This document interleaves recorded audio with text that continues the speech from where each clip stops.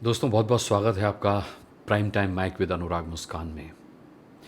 अ, लखनऊ से आई इस खबर ने कल थोड़ा सा डिस्टर्ब कर दिया। अ, खबर ये थी कि लखनऊ में रिटायर्ड आईपीएस ने किया सुइसाइड, आत्महत्या कर ली। 73 इयर्स के थे ये। डीके शर्मा इनका नाम था और इन्होंने लाइसेंसी रिवॉल्वर से ख़ुद को गोली मार ली। इस तरह की खबरें आपने इससे पहले भी कई बार सुनी होंगी। खबर मैं आपको क्यों बता रहा हूँ और इस पर मैं क्या कहना चाह रहा हूँ ये मैं आपको अभी बताता हूँ। पहले खबर पूरी बता दूँ। 73 ईयर्स के शर्मा पत्नी और 2 बेटों के साथ विकास खंड इलाके में रहते थे लखनऊ के, और वहाँ से एक सुइसाइड नोट पुलिस को मिला है। आप जो थे यानी डी के शर्मा जो थे 2010 में डीजी आवास विकास पुलिस निगम के पद से रिटायर्ड हुए थे। अब देखिए, इन्होंने ख़ुद को गोली मार ली। ये इनकी तस्वीर है जो मीडिया पर दिखाई गई। अ, बहुत दर्दनाक तस्वीर है ये। इन्होंने ख़ुद को लाइसेंसी रिवॉल्वर से गोली मार ली। अब यहाँ सबसे बड़ी बात जो है वो ये है कि पुलिस को एक सुइसाइड नोट मिला है। इस सुइसाइड नोट में इन्होंने जो लिखा है वो बहुत चिंताजनक है। इन्होंने लिखा है कि मैं सुइसाइड कर रहा हूँ। ये सुइसाइड नोट है इनका। इसमें लिखा हुआ है कि मैं सुइसाइड कर रहा हूँ, मैं एंजाइटी से परेशान हूँ। यानी कि ये बहुत ज़्यादा विचलित हो जाते थे, एंजाइटी इनको बहुत ज़बरदस्त थी। मैं अपनी ताकत और हेल्थ लगातार खो रहा हूँ, इसके लिए कोई ज़िम्मेदार नहीं है। सुइसाइड नोट के आखिर में उन्होंने अंग्रेज़ी में अपना नाम लिखा है, तारीख़ लिखी है और सिग्नेचर की है। अब देखिए, एंजाइटी से ये परेशान थे। ज़ाहिर सी बात है, एंजाइटी किसी को भी हो सकती है। आत्महत्या एक बहुत कायराना हरकत है, वो एक अलग बात है।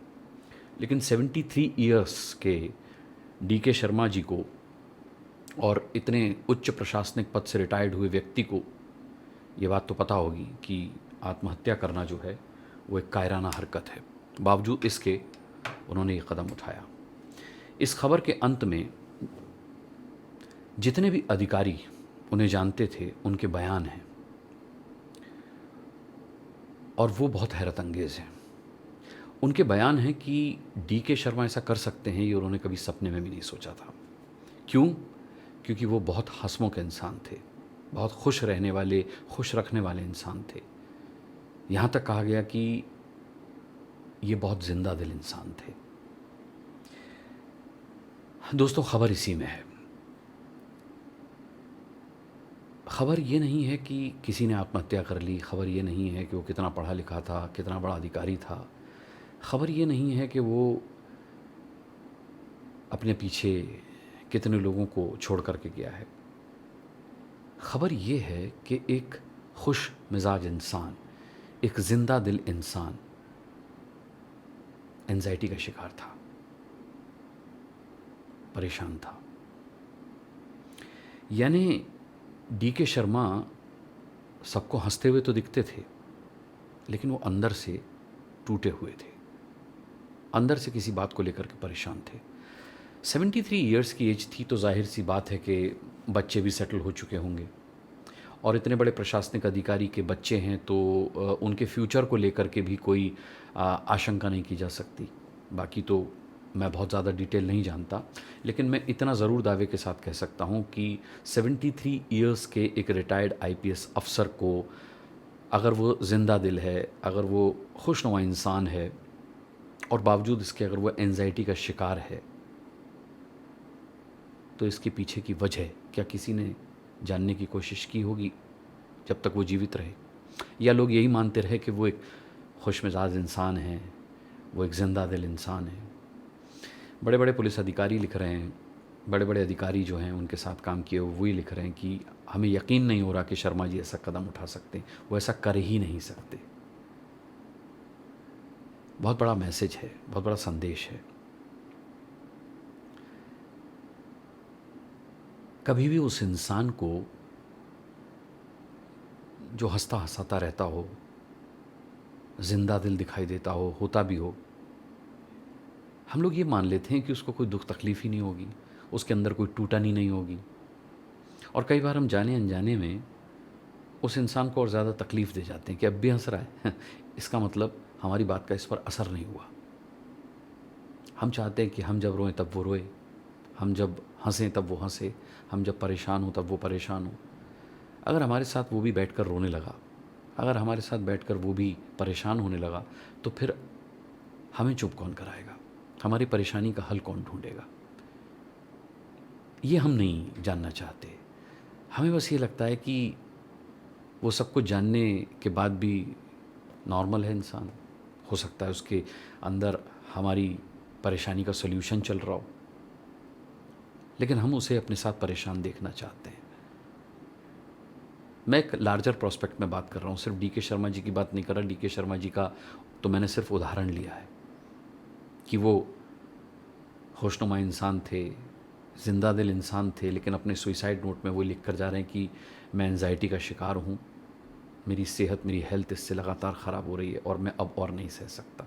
और उन्हें जानने वाले कहते हैं कि वो ऐसा कदम उठा ही नहीं सकते, क्योंकि वो तो बहुत खुशनुमा इंसान थे, बहुत जिंदा दिल इंसान थे। मतलब उनके आसपास जितने भी लोग थे, कोई उनकी टूटन को पढ़ नहीं पाया। सीधा सा यही मतलब है। मुझे चार्ली चैपलिन का कहीं एक बयान मैंने पढ़ा था, वो याद आता है।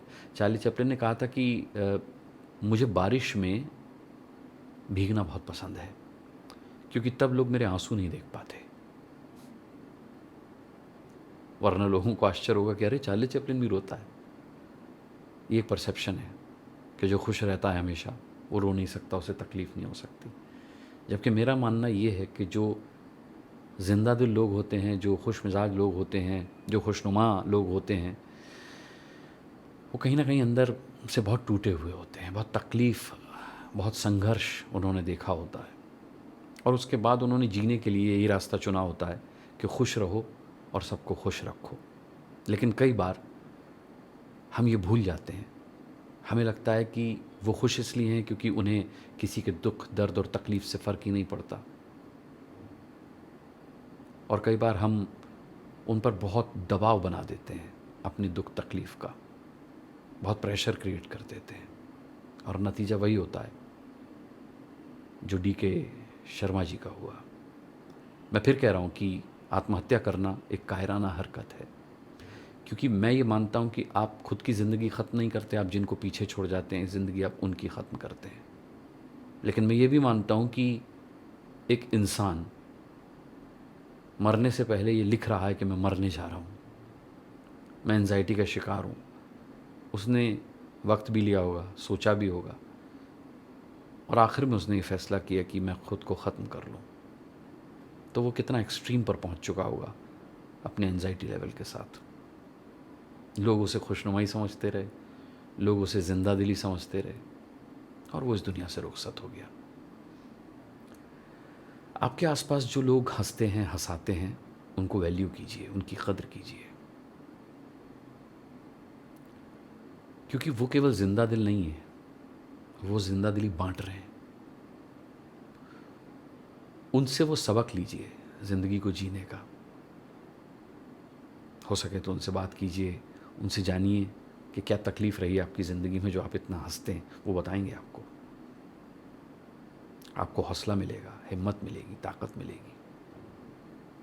लेकिन अगर आपके घर परिवार में, आपके सर्कल में कोई इस तरीके का इंसान है जो ज़िंदा दिल है, हंसता है, हंसाता है, तो ये मत सोचिए कि वो बेफ़िक्र है, उसे किसी बात से फ़र्क नहीं पड़ता। वरना वो इंसान बहुत अकेला हो जाता है। डीके शर्मा जी के साथ भी शायद यही हालात रहे होंगे। मैं उनकी फैमिली को जानता नहीं, मैं तो जो ख़बर सामने आई केवल उसका आकलन कर रहा हूँ।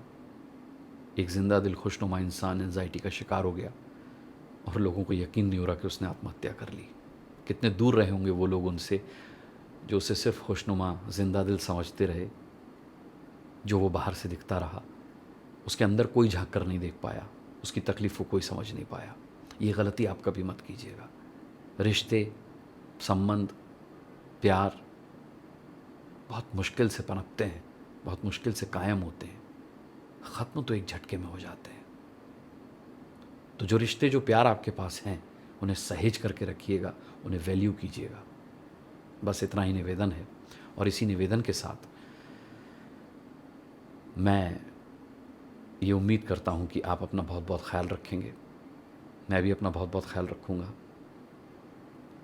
प्राइम टाइम माइक विद अनुराग मुस्कान में ऐसी ही कोई रिश्तों से, समाज से, बच्चों से, बड़ों से, बुज़ुर्गों से जुड़ी खबर लेकर के हाज़िर हो जाएंगे, जिसके मानवीय पहलू पे हम बात करेंगे, जो कोई नहीं करता। लोग सिर्फ खबर बता देते हैं, खबर के पीछे क्या खबर रही होगी, उससे किसी को सरोकार नहीं होता। हम रखेंगे सरोकार। इसी उम्मीद के साथ कि आप अपना भरपूर प्यार हमेशा की तरह देंगे, कमेंट करके बताएंगे, अपना रिएक्शन देंगे। मैं विदा लेता हूँ। बहुत जल्द आपसे फिर मुलाकात होगी। तब तक के लिए इजाज़त दीजिए। नमस्कार।